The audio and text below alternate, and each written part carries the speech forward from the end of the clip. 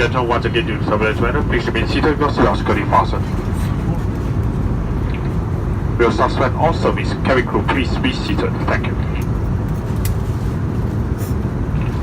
皆様、大気は気流の影響を受け揺れておりますため、客室乗務も一旦サービスを中止させていただきます。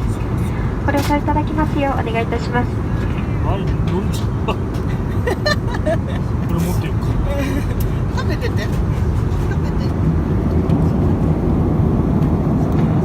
各位乘客，由于飞机飞高本地的气流，为了安全，请继续保持制动，直到安全带直登熄灭为止。所有客舱服务已经停止，直到安全带直登熄灭为止。谢谢。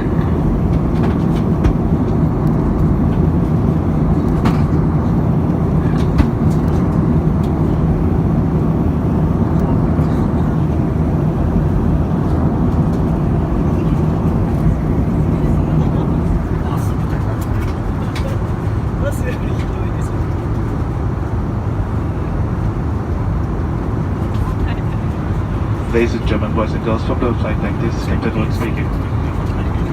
Now we're going through